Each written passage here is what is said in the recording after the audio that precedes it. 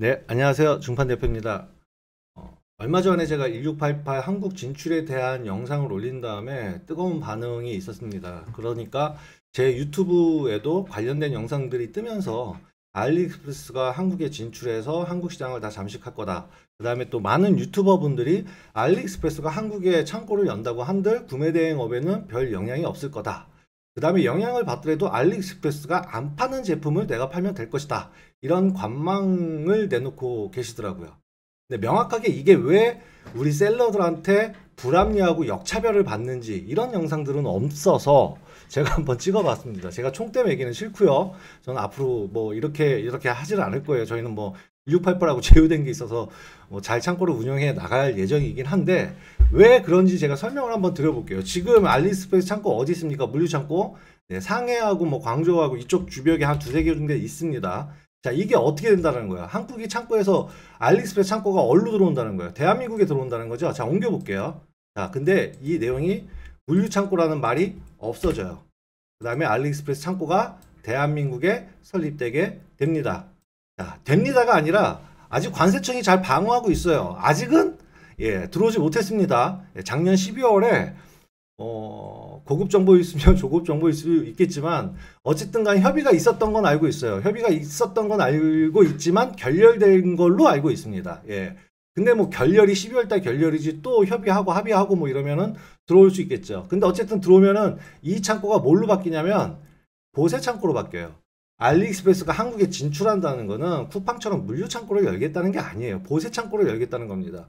그럼 보세 창고는 뭐가 달라? 창고는 창고지. 이렇게 말씀하실 수 있는데, 자, 창고 내용의 보세 창고 내용을 한번 볼게요. 자, 보세 창고라고 하면요. 세관에서 수입 절차가 마치지 않은 창고, 보관 중인 제품, 관세는 물론 소비세, 물품세, 국내세가 부과되지 않는 특전이 있다. 특혜를 받겠다라는 내용이에요. 무슨 말이에요?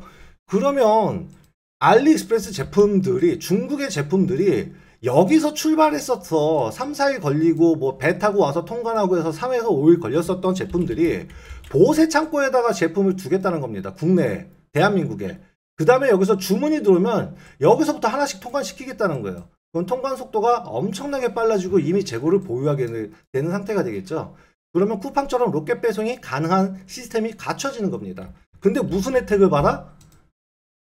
관세 혜택이나 KC 인증도 면제를 받습니다. KC 인증. KC 인증은 왜 면제받냐? 해외 직구 상품이니까요. 구매 대행 하시는 분들 KC 인증 안 받고 지금 유통하시잖아요.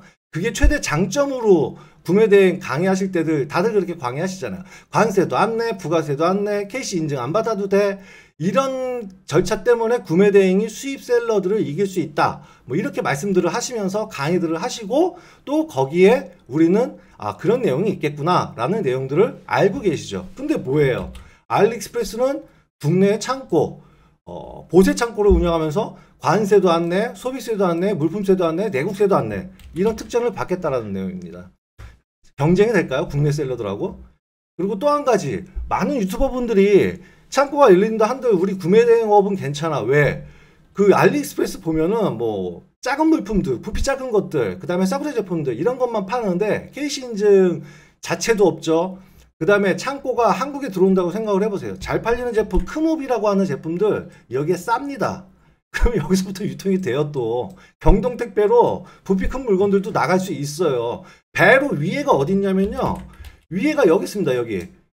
위에서 배를 8시간이면 한국 들어오고요.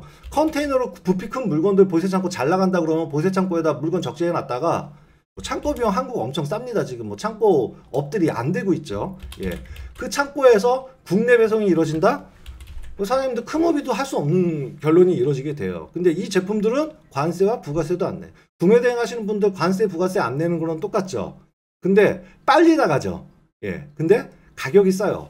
중국 이 전역에서 이루어진 공장들이 가격 싼 물건들이 한국에 적재되어 있다가 관세 부가세도 없이 그냥 나간다는 겁니다. 요거는 관세청이 졌을 때 얘기예요. 협의를 하고 있다는 내용이고 아직 잘 관세청 입장에서는 뭐 당연히 방어를 좀 해주시기를 저는 기대하고 있는데 만에 하나 이게 이제 보세 개념으로 중국 기업이기 때문에 이제 외화 기업이죠. 외화 기업에 대한 어떤 보세 창고를 운영하는 것들은 관세법 183조에 의해서 뭐 어떻게 불법이 아니에요. 지금도 운영을 하고 있습니다. 이 관세 보세구역은 보세 창고는 운영을 하고 있는 상황이고요. 근데 이거를 뭐 국내에 다 들여다 놓고 큰 물건 작은 물건 할 것 없이 어떻게 보면 보세 창고에다가 냉동 창고를 열어버리면요 신선 제품도 취급할 수 있는 사태가 벌어지긴 할 겁니다.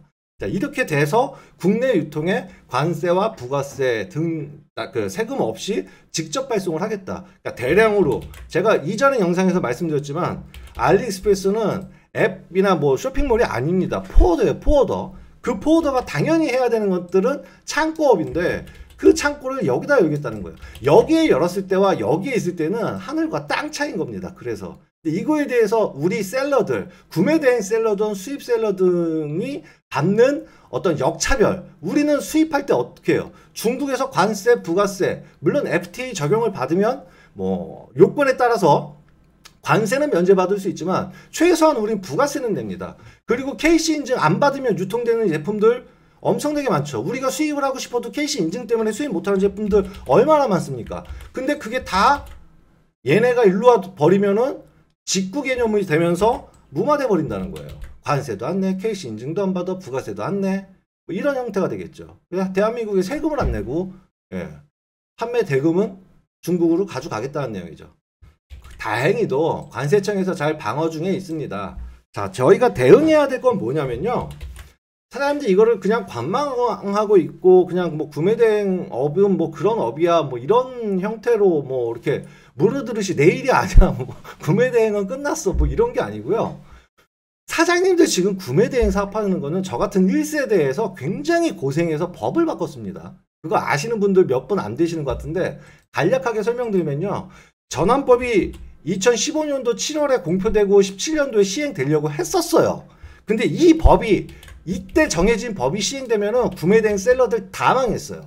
구매대행 셀러뿐만 아니라 대한민국의 그 작은 셀러들 있죠. 소호 셀러들은 다 망해야 됩니다. 무슨 내용인지는 뭐 가방 의류구간에 다 KC 인증 받으라는 거예요.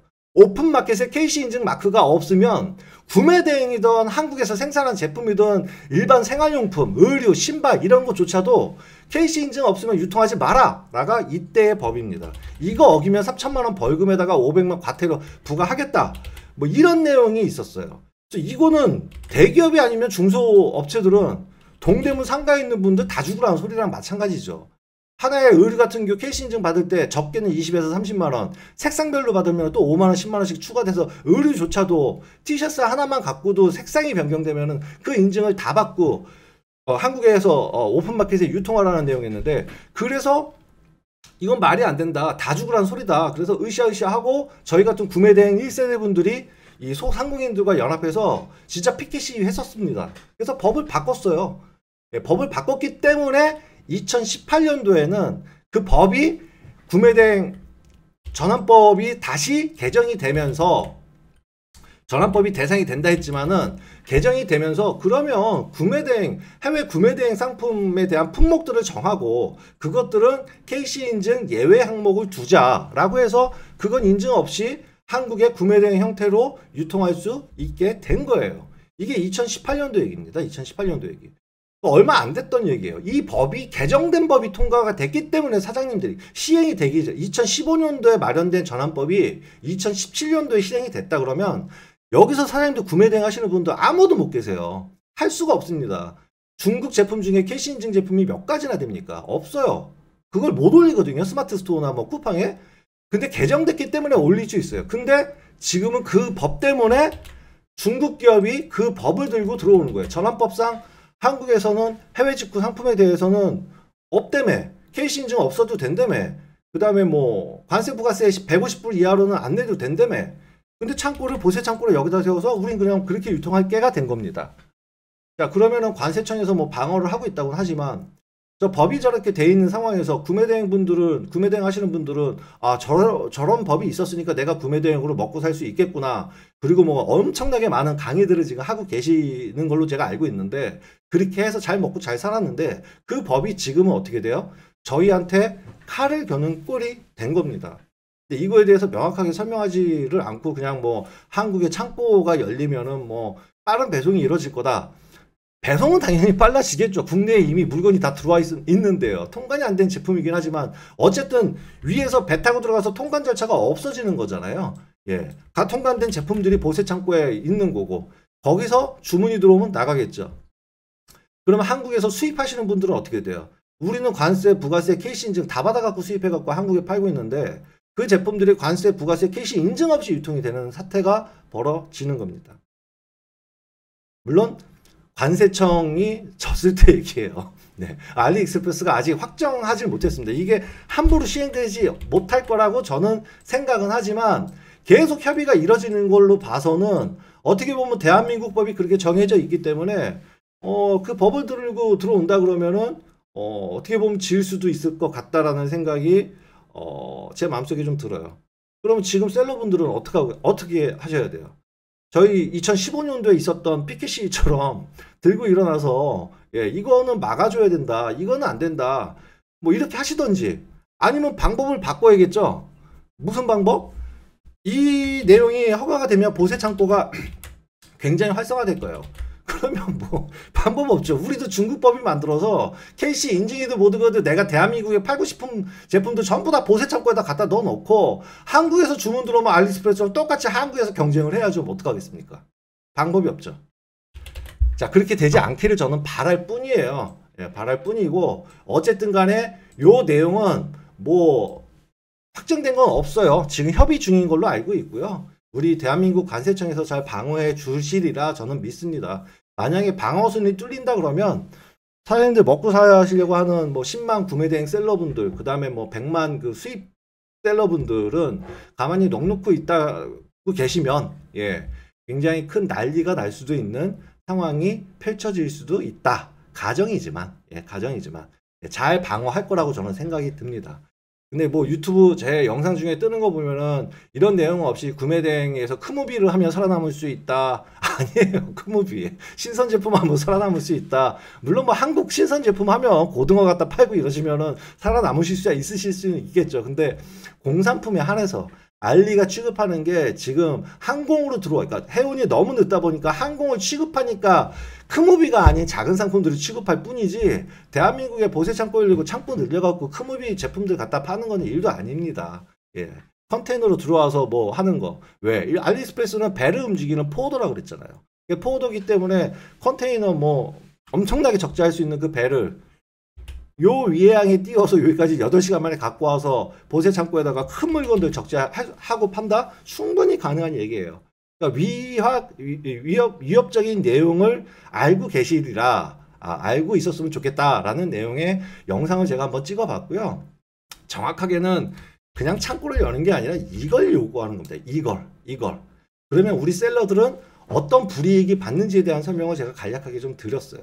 근데 이게 확정이 됐다 그러면 지금 또 피켓이 다 가야 되는데 네, 확정이 되지 않았고 예, 이제 협의 중에 있는 걸로 알고 있고 협의 중에 진척된 내용은 제가 조금은 알고는 있어요. 그래서 어느 부분은 이쪽에서 관세청 쪽에서 양해했다라는 내용도 알고는 있는데 뭐 최종적으로 협의된 내용도 아니고 확정된 게 아니기 때문에 그걸 제가 뭐 오늘 말씀드리는 거는 아닌 것 같고 어쨌든 간에 저는 대한민국의 관세청을 믿습니다.